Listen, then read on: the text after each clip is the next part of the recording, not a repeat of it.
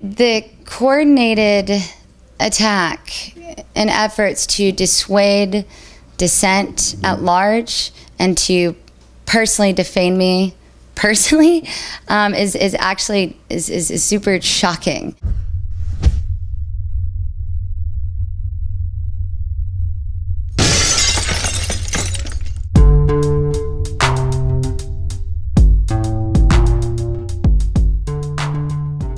Jeff Durkin with We Are Change Connecticut out here in New York City, and we just caught up with a very special guest, activist Cecily McMillan, who's just released from Rikers 2 days ago.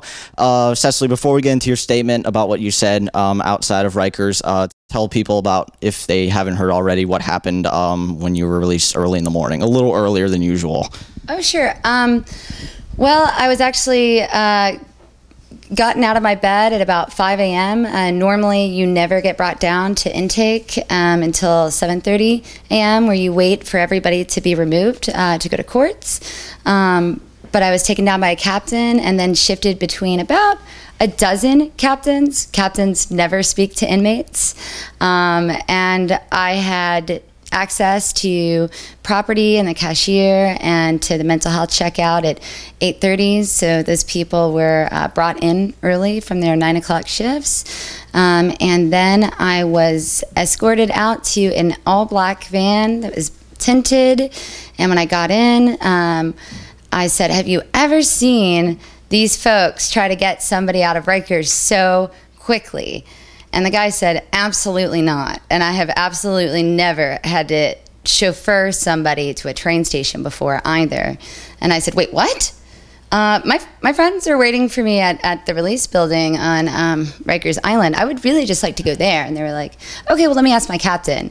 So we had to stop, and I then negotiated between various captains and then all the way up to a deputy warden who I could hear over the radio had contacted the warden, all the way up I think from the commissioner, and it was determined that I was not only not allowed to be dropped off at the Perry building for release, but they were not going to release me when I actually left Rikers Island at the gates where my friends had been parked.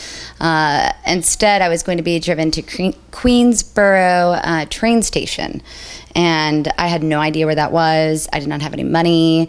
I had a Metro card. I did not have any credit cards, no phone, no keys to my house. I'd never been to Queensboro, and I was literally dropped off on the side of the road out of an all-black, black-tinted van on the side of the road and said, "There you go. Have a nice day."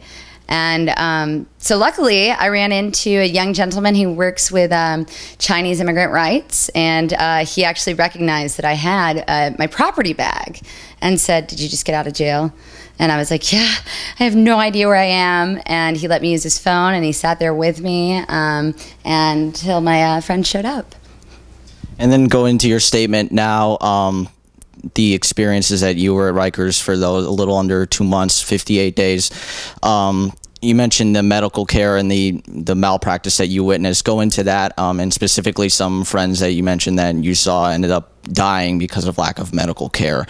Sure. I mean, well, the big one is our friend Jack. That's her street name. Her real name is Judith, who came in and was wonderful. She was this Italian woman who had this really sense of funny wordplay and would just crack us up. But between that moment that she came in to 3 days later, she completely lost her appetite, was eventually not able to really sleep, would just wake up straight in the night, found herself sitting on other people's beds in attempts to find her own, tried to use the pantry as a bathroom, eventually just became outright incoherent and delusional, to the point that on the third day, she had no appetite. She had really no idea who she was or really where she was.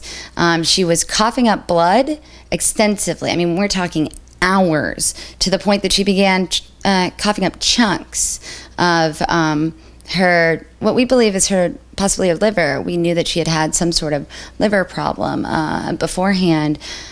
As I said, she had not eaten. And when the CO called down, 2 medical professionals were sent up.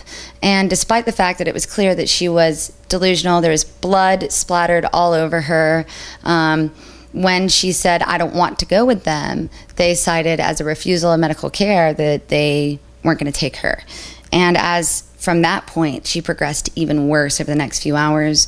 The CO called several times down to send her down, and eventually the inmates organized and took it into their own hands, got her dressed, and essentially carried her down to the clinic and said, we have an emergency here, you have to take care of her. And the doctor said, this, a medical emergency? Right. And luckily stayed there with her until she was transferred to the emergency room, placed under critical care, where we hoped that she would be helped, but instead she remained there until her death.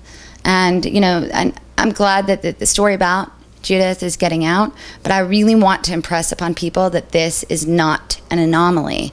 I just spoke to Ida, one of my friends there today, who also is having a lot of problems. She had previously had very aggressive throat cancer, and since going to Rikers, another lump has produced, and she has gone down there sometimes 3-4 times a week, at least once a week, trying to get them to biopsy it. She's terrified that her throat cancer is coming back. This is one of those things where a 6 weeks difference does really matter, and the stories go on and on and on. If you go in there with something as routine as, you know, an ulcer, you know, diabetes, you can find yourself very quickly in a place and in a time where that emergency call not being made, or people not taking you seriously because you're a criminal, can and often does lead to your death. And as I said, I just found out from Ida that another young girl passed away the day that I left, and they're working really hard inside to figure out what happened. Right now, the causes are quote-unquote unknown. Wow, that's definitely amazing, really heart-wrenching stories for sure. And then you mentioned in your statement also about mental health aspects, where the aspects of Rikers where it's treated where solution is just pills and that's it. Get into that from your experiences and what you saw at Rikers and that aspect of mental health. Sure. I mean, I think one of the reasons we perceive what happened to Judith is because they thought when she said she had been on methadone pills that she was just an addict. So they put her on the 190 milligrams of methadone liquid, which is a very dangerous dosage unless you're a very severe, generally heroin addict. So in the sense of like misdiagnosing things, missing things, just making assumptions. The biggest assumption being that you're a pill searcher and that you're lying, or that you're just trying to get in possibly isolation or special treatment, leads to people coming in just being written off, you know, methadone, you're an addict, or Buspar, you are clearly off your rocker. And that Buspar is a sedation. Essentially, I would say most people are on mental health meds in Rikers, and they're not really receiving the therapy, the group, the resources that they need. And I'm really, really advocating that in addition to a full medical physical when people come in and are questioned seriously and taken at face value, their medical history, that they also undergo a psychosocial evaluation. So many of these women come from extremely abusive homes. Almost all of them live in a very violent culture of poverty. I mean, beyond that, I did not meet a single woman in Rikers who did not suffer from sexual abuse.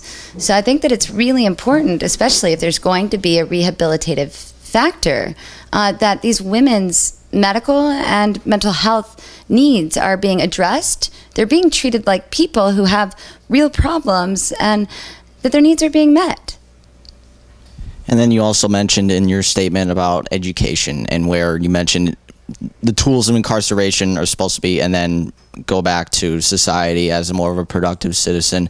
Could you get into that, and also the aspects that you saw related with educational aspects at Rikers from your experience there?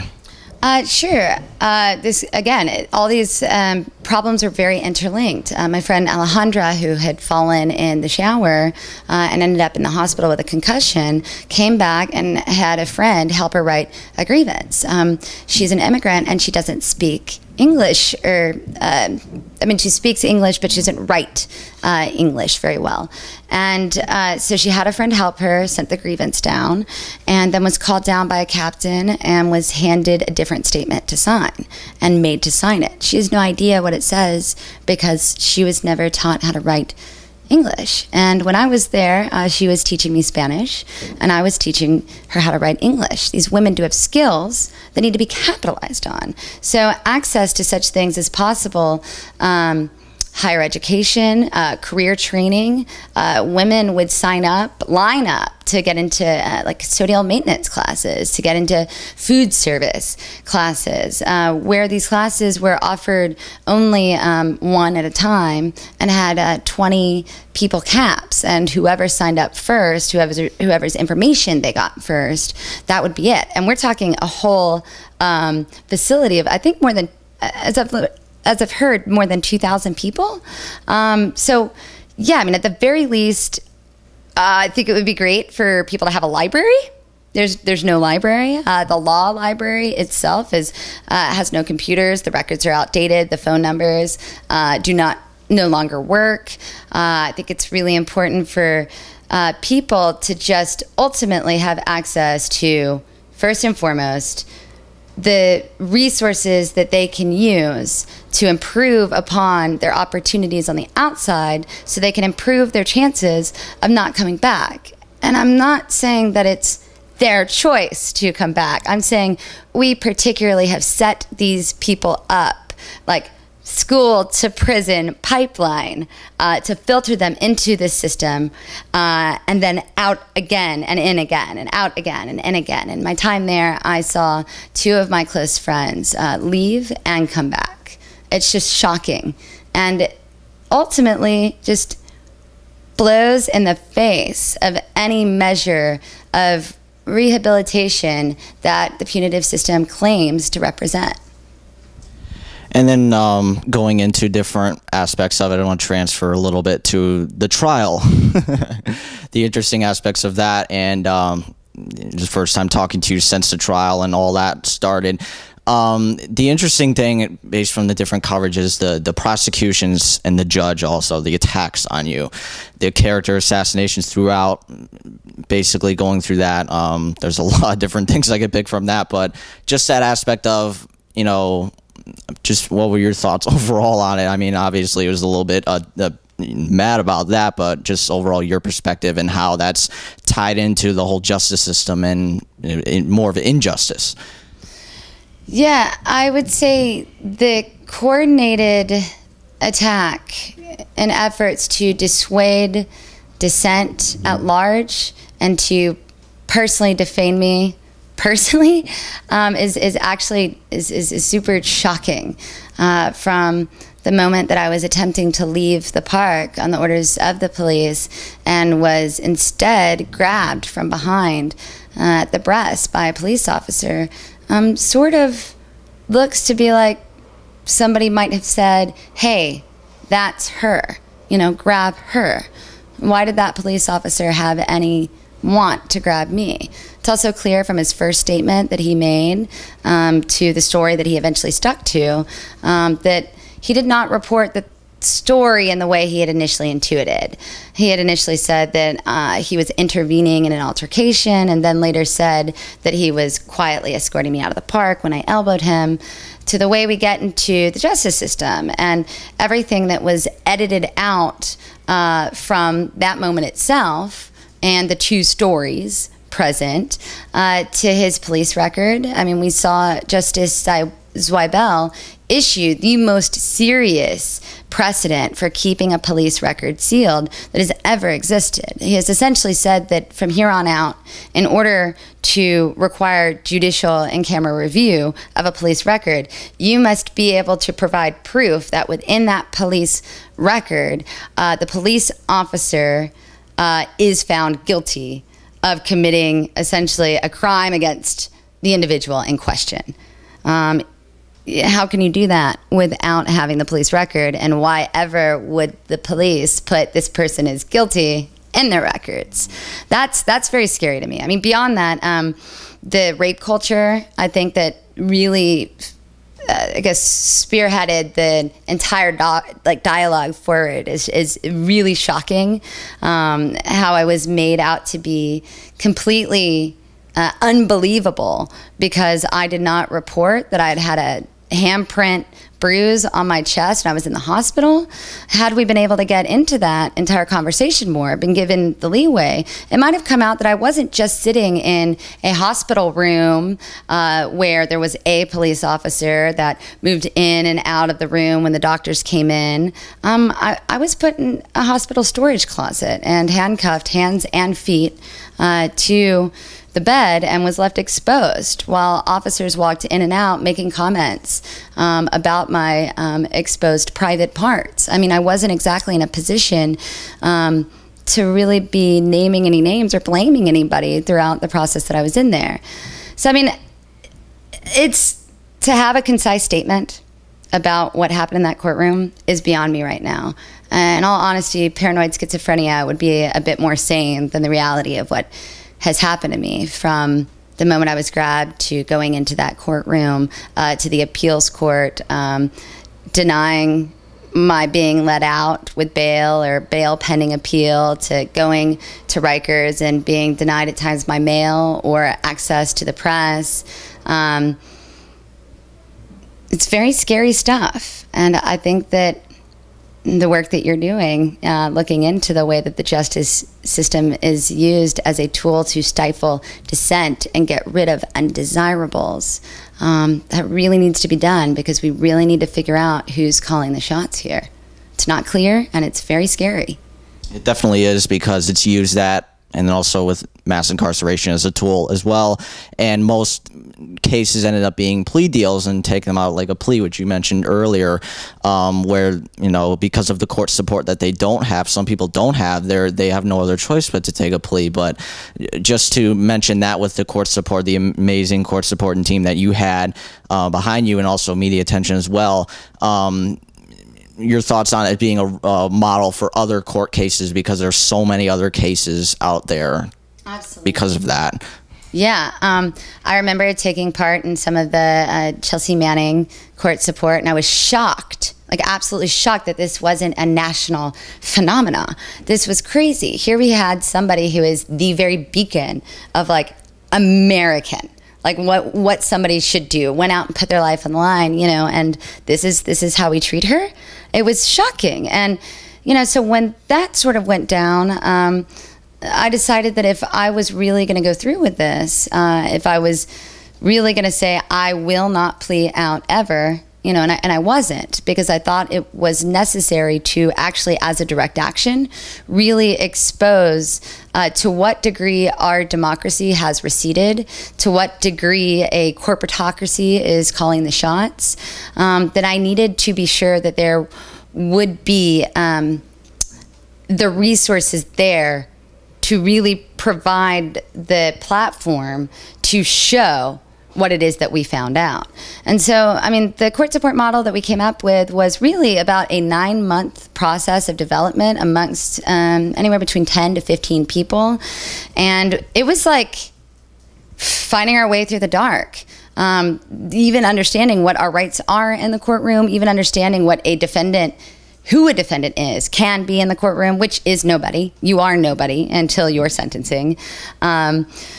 Was a really difficult process. And right now, we are really working to figure out how to streamline that model to make sure that it is not only replicable for other political cases going forward, but also folks who are less prominent political prisoners. I'm talking about people who are guilty of the crime of being black, young males in the street that are stopped and frisked routinely. A way that we can start getting back to relying on one's community, relying on one's loved ones to support each other and ultimately uphold one another as American citizens, as people otherwise, and ultimately do what it is that Americans are supposed to do. uphold and otherwise fight for our rights. So more of that will be coming, and in the meantime, I really urge every single activist to follow your message from the sign in the streets through the court systems, because when it comes down to it, I was the only person that I ever met in Rikers who had gone to trial, felony or otherwise. And ultimately, we need to start on behalf of our activism, on behalf of moving towards a 99%. The first step that we can make is really putting ourselves in a position to understand how far gone we are as a country in order to figure out how much farther we have to go.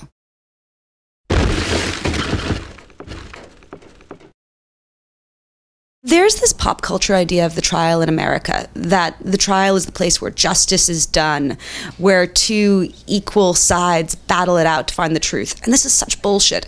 Anyone who has been in a court for any amount of time realizes the trials are not about truth. Trials are a factory farm where you take a person and you turn them into a prisoner. Is used and was used by the DA's office and by the police department to send a message to protesters that said, we can punish you severely.